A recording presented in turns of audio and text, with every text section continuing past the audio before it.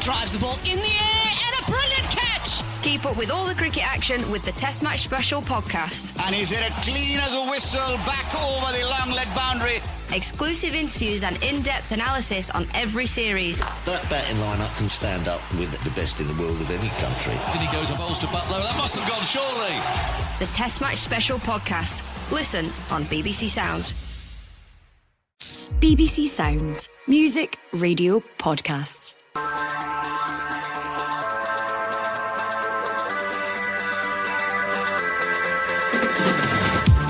Hello and welcome to the Scottish Football Podcast. I'm Amy Canavan and this is the latest in our series of Premiership preview episodes. As we look ahead to the new season, we've got one for each top flight team and this one is all about Hibs. Civic does it get on, it's another chance, another goal! Ellie Yuan scores again! 2 goals in just over a minute for Hibs! 2 goals in just over a minute for Ellie Yuan! Martin Boyle steadies himself, chips for goal, it's blocked, back to Martinez, who scores! Yuan right hand side of the box, Lafont trying to get in the middle, Mizani's there too, pull back to Mizani, onto the left foot, he's on the right and he scores! The Scottish Football Podcast. Plenty packed in there too, folks who will remember the good, the bad and the ugly is former Hibs captain Marvin Bartley and fan Colin Wilkinson from the Long Bangers podcast. Thanks very much for joining us, guys. You both well, ready for the season to go? Yeah. Aye, get in there. That's a really optimistic there, Colin. Marvin, we're relying on you here. Colin is not wanting this season to start.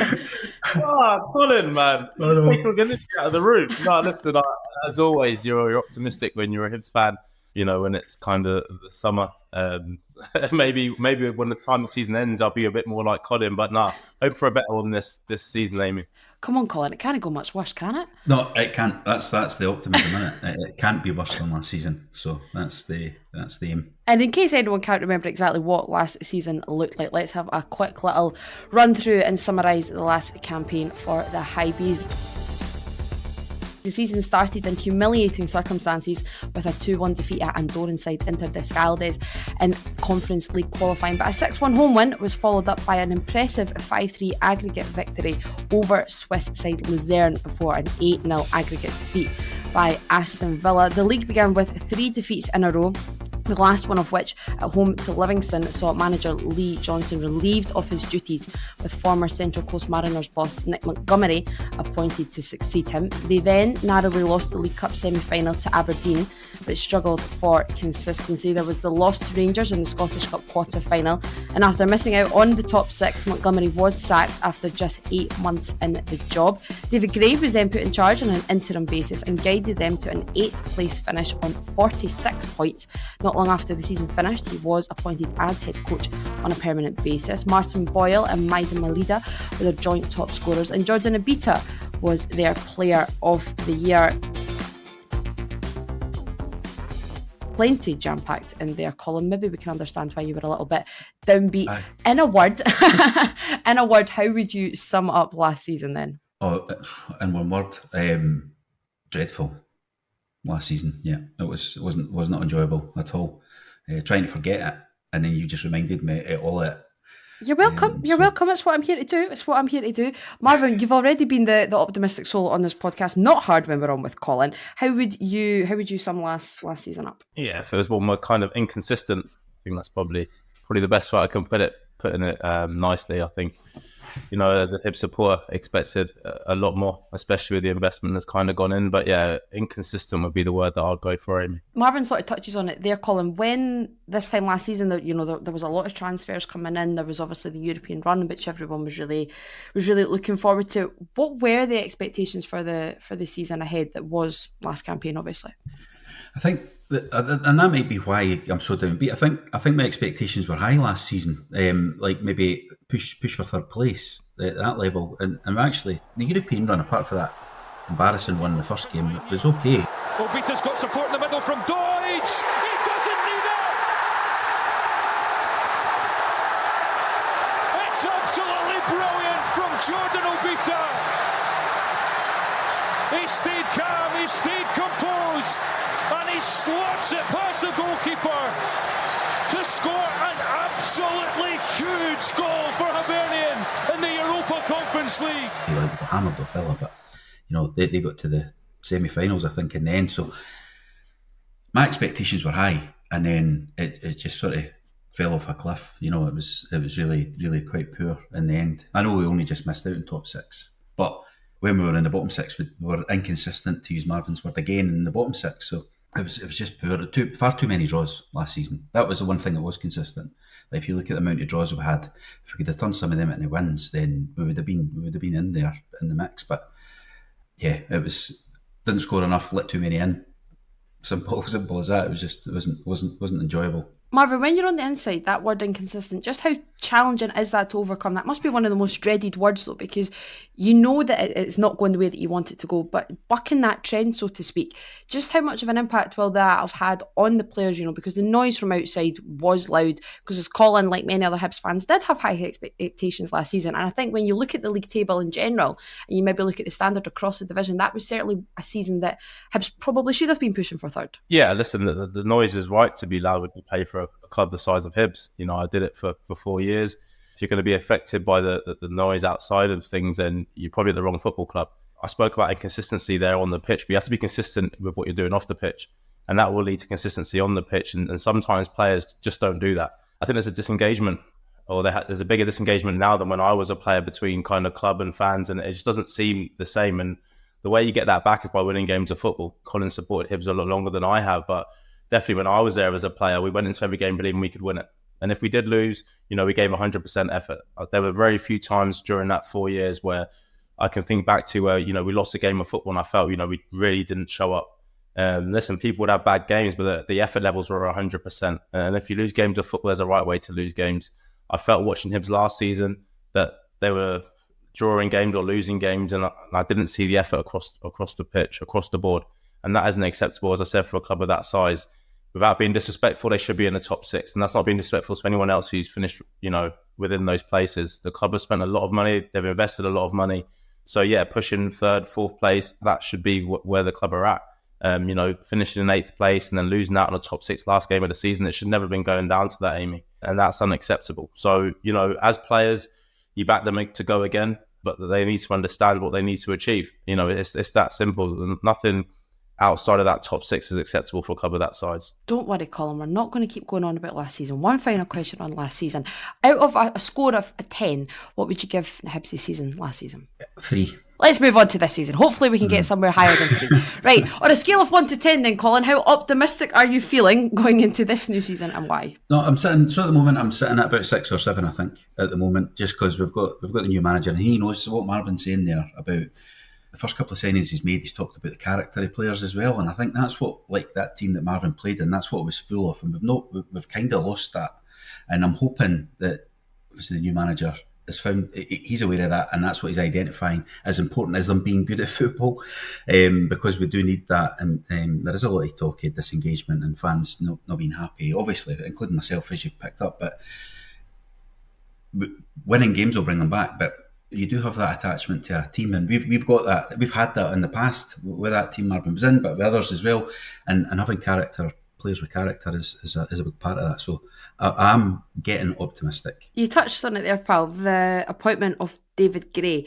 How crucial can that be to the engagement? Everyone knows that he's known fondly as Sir David Gray, but I think it's slightly fair to say that his appointment has still been a little bit divided. Some maybe wanted a slightly more experienced manager, but what now makes this the right time for David Gray, who has been in that interim basis a few times now? Yeah, I think this is his third or fourth time before he'd been made permanent. I think the majority are behind him, like because of who he is, but also because we know that there's going to be a lot of change required. Right? We've got a lot of players going to contract, maybe in their last year of contract. If you bring somebody else in, this summer would be all about, we need to give them time, fresh slate, all that stuff that you go through. He's been there for, years now, but in the manager position for a number of years as well.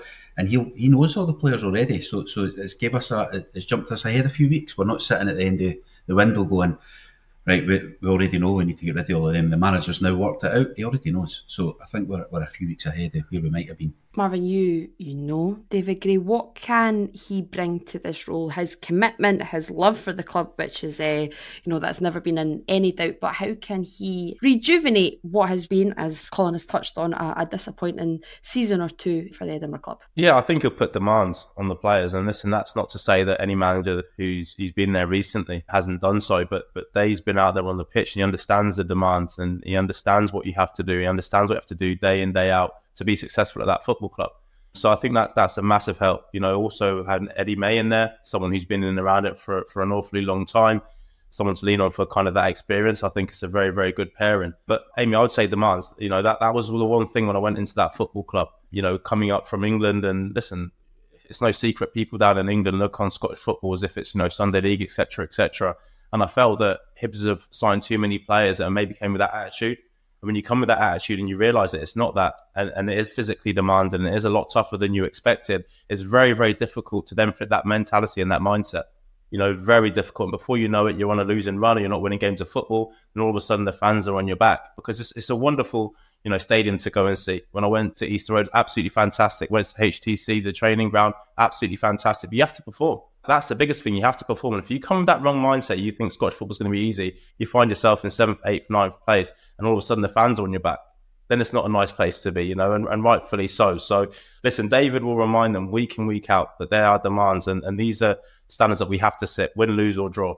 And when they win games of football, they won't get too high. When they lose games of football, they won't get too low. But they need to make sure, as Colin said, that they win more games than they draw and lose, because they need to be in that top 6. Colin sort of mentioned there that one of the sort of early signals from this appointment, as it has been over the last few, is that, David Gray is going to need time. Whoever it is going to need time. He is the 6th permanent manager in 5 years. That is a fairly unsustainable turnaround. Would you agree? And is that perhaps contributed to maybe the shaky mindset that that you're touching there, that some players maybe are coming up here and not realising what it is? Maybe our manager's doing exactly the same. It could be, definitely. Without speaking to managers, it's hard to kind of say that, but it could be. As you said, 6 managers in 5 years is far too many. If you're going to be successful, then people need time. But in order to get time, you have to show something on the pitch. We live in a world now where social media is absolutely massive. And if the people who are making decisions go on there and then react to that, then, sometimes it's tough. I watched a fair few of Nick's games, and, with the 4-4-2, it's a system that's extremely hard to play in, especially being a centre midfielder. And they struggled at times. And I know we did change it towards the end, but I think that was a massive frustration for the fans. They could see that the team were getting overrun. Maybe not beaten by better teams, again, without being disrespectful. They're just getting overrun because maybe they were set up incorrectly. So that's going to be an important thing. But yeah, listen, to get time, you have to win games of football. And if you're not winning games of football, as I said earlier, you have to show a determination and 100% effort. The fans see that, they'll back you all day long. I've been there as a player. I wasn't the silkiest of players, Amy, but I always gave 100%, and I think that's why the fans hold me the way they do. Don't be too harsh on yourself there, Marvin. Colin, there obviously was the appointment of David Gray. There was also the appointment of Malky Mackay as sporting director. Would you sort of make of that appointment? What impact are you hoping that he will have? Nobody can doubt his experience in the game, in the Scottish game as well. How do you see his sort of influence playing out at the club? We spoke about this a bit on our podcast, that we keep going through managers, right? And it can't always be the manager's fault. There's got to be a bigger thing at play here. And I think the appointment of somebody like Malky, who has got a background in football, experience of football, I want him to sort the football side out, as in the recruitment, all the analysis stuff, all that. Because I got the impression like it was just running itself, like who was in charge of it. And now we've got him in charge to sort all that out. David Marshall, and with the recruitment side as well, knows the club as well. That'll sort that out, and we've got experienced football people involved on that side to support the manager, rather than sort of hanging the manager out to dry. Marvin, what are you thinking that sporting director role can have? Because you sort of see that, maybe general manager, sporting director, technical, there's all these different variations of perhaps what that job can be. What do you see that Malky is going to be bringing to the club? I think it takes a bit of pressure and allows Dave to have a little bit more time on the pitch. The kind of important side of things, like coaching the players. I think, Malky will be there to kind of deal with the agents, the recruitment side. And listen, Dave will definitely have a say on the players that come in. But I think Malky can kind of streamline that, because an awful lot of time is taken up looking at players, speaking to agents, etc. I hope if Hibs are to keep signing players, that they do sign a couple of boys who are used to the Scottish game. I think that always helps, understanding kind of what you're going into. But I just think there's far too many players at that football club at this moment in time. I think that's the biggest problem. And I know as fans, we always want to see signings. But I can tell you, if you're trying to do a coaching session with 30 players, it's near on impossible. You can only pick a squad of 20 now, obviously with the extended benches, etc., that were brought in over the last couple of years. So you've got 10 players there that know they're not going to be in the squad come Saturday. And to expect them to train properly and to hold the standards that you demand from everyone, it's not going to happen. Because if you're not in the squad 5, 6, 7 games in a row, the best of professionals, kind of their standards begin to drop. And then that kind of spreads like wildfire through the team. So they need to get the numbers right. As I said, there's far too many players that aren't contributing to the football club. I've seen some players have kind of left and been paid up, and some have been loaned out who maybe aren't good enough.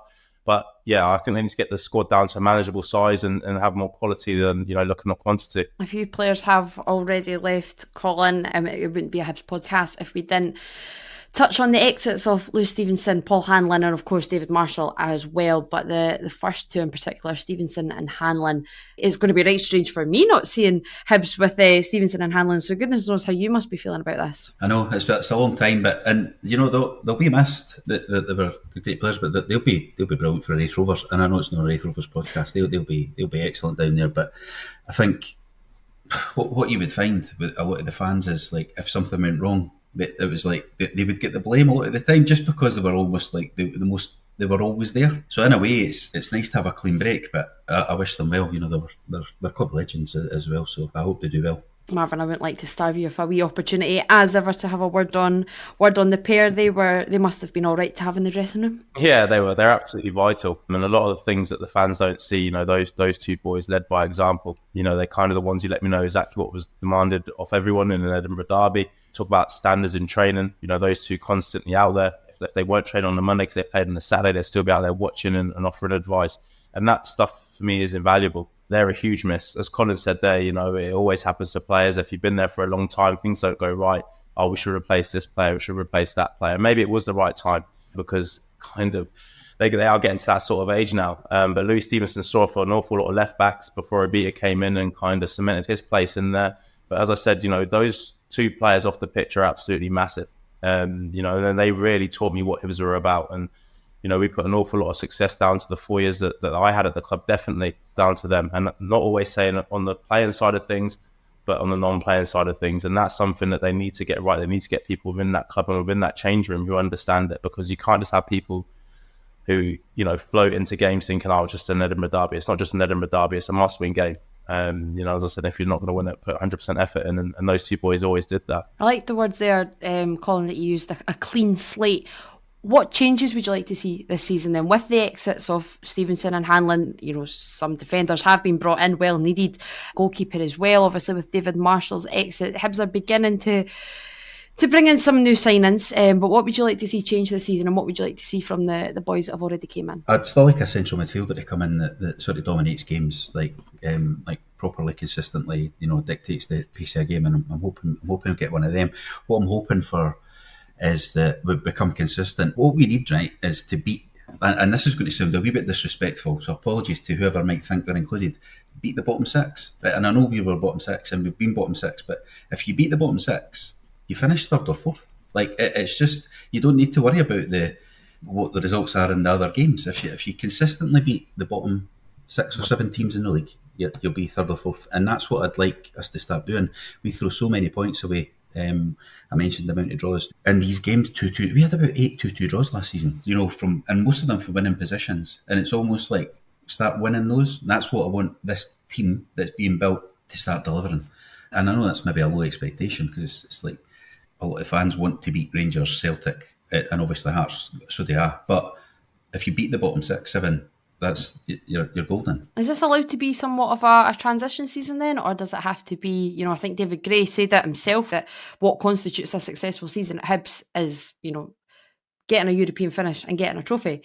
Is there going to have to be some sort of leeway that, right, okay, last season must accept it was a bottom 6 finish, maybe this season just has to be a top 6 finish? What is the sort of barometer? I think, personally, I would say top 5. Right, because I don't know if that's still a European place next season or not, but it's getting to there, and it's because I think And what I'd like the club to start doing, sort of telling us what's happening. So we've got Marvin saying there how many players are on the books. We've been through them all, right, and going how many. You forget them. You genuinely forget some of the players that are at the club. A lot of them have still got a year left. So we're not going to be able to just pay them all up or move them on because they're maybe on better money than the club that would want them. So we're going to have to understand this season we're going to do the best with what we can, and at the end of the season we'll have a lot of players moving on, we'll be able to bring more in. So it's almost built this season for next season, and I'd like the club to almost tell us that, like educate us, like this is the process, this is what we're going through, this is the long term, this is what we're having to do in the short and medium term to get there. Because I think sometimes we don't hear that, and then people build their own perceptions and viewpoint, and then that builds, and Marvin mentioned it earlier, social media could go crazy, and then that becomes the fact. And I think we need to understand it's going to be a bit of a season of transition, but I would still expect us to be comfortably top 6, so top 5 I've called it. Marvin, how tricky is it to find that balance from within the club? Because, you know, now slightly more on the outside, so to speak, you can see why the fans, like Colin, want that sort of communication, but at the same time, it's still such a private party almost inside the club. How do they strike that balance of, you know, making sure that they can get these fans back on club, because there has been that disengagement over the last few seasons? How do they make that little merge? I think you just need to be transparent and be honest. Not every fan's going to agree with every decision. Listen, they can turn around and sign Messi tomorrow, and there'll still be fans saying, well, he's too old to play. It's just the way football is. You know, everyone has an opinion on it. But I think if you're transparent and you're honest, that's all anyone can ask of you. You know, because whether you agree or disagree, they've been honest with us. You understand their point of view. You might not agree with it, but this is where the club are at. As Colin said, that, you know, the worst thing is to make people guess what's happening, make people guess what the aims and ambitions are for a football club. But don't get me wrong, Amy, the most important thing is to win games of football. Because guess what? Nobody complains when you're winning. You could have 50 players on your books. Nobody complains. You could have 100 players. Nobody complains about it. But see, as soon as you're not winning games of football, see, when you're not capable of winning ugly, like Colin said there, and you're drawing too many games, all of a sudden people start asking these questions. Just win games of football. It's so important on the pitch that they do that. And they have players capable of doing that. But I definitely think transparency will bring the club back together. When I say the club, it will bring the people behind the scenes, the players on the pitch, the management and the fans. It'll bring everyone back together, because that's the Hibs that I recognise. You know, that's the Hibs that I love going to watch, and I love supporting when I possibly can, because it was the club that I played for and what I saw. And, you know, it's hard to see that so many fans are disengaged and not going, and people are talking about not renewing their season tickets, because, you know, the club need that support. They need that financial support, but the players need that support on the pitch as well. Certainly the Hibs you'll want, Colin. Right then, to round this up, what is the predictions going into the season, and what is one thing you think will happen, or perhaps you certainly hope will happen? I think we'll be top 5. I would like us to start not losing derbies, win a couple but not lose, you know, like actually, because I think that builds a positivity around the club. It happens over the other side. That's how they build a lot around that, and I think don't lose derbies, and if chuck a couple of wins in there, that builds a bit of momentum and positivity. I think David Gray will get Manager of the Year after winning a cup this year. Love that. Love that. Marvin, you're going to match that, aren't you? I agree with top 5. I agree with Colin. I think the club will finish top 5. I think they will lead the club to a top 5 finish, which I think will be a successful season, and that will hopefully bring a kind of European place. But the biggest thing for me is I want to see the club win ugly. And it's something that's very, very basic. I just want to see, as Colin said, those 2-2 draws, etc.